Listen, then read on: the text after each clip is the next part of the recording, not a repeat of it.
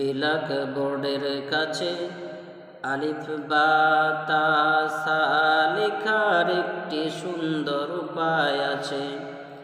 কলম ধরে উপর থেকে নিচে দিলাম টান, কেমন সুন্দর আলিফ হলো দেখো রে ভাগ্যবান। ডান দিক হতে বাম দিকেতে রেখা টেনে যান, নিচে একটি নকতা দিলে হয়ে যাবে বা, ওপরে দুটি নকতা দিলে হয়ে যাবে তা, আরো একটি নকতা দিলে হয়ে যাবে সা। এই পর্যন্ত শিক্ষা দিলাম যারে খোকা ঘরে, এই পর্যন্ত শিক্ষা দিলাম যারে খোকা ঘরে।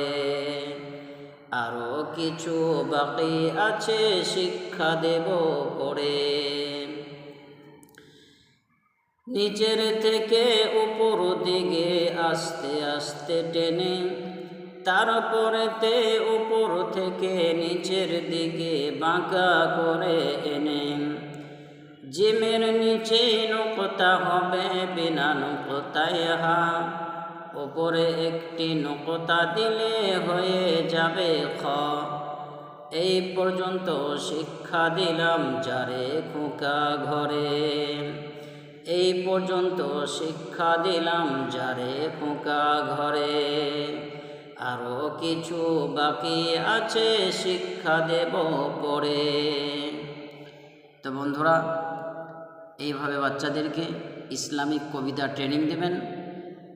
মিথ্যা কোনো কবিতা বাচ্চাদেরকে শেখাবেন না, এইভাবে ইসলামিক কবিতা শিক্ষা দেন বাচ্চাদেরকে।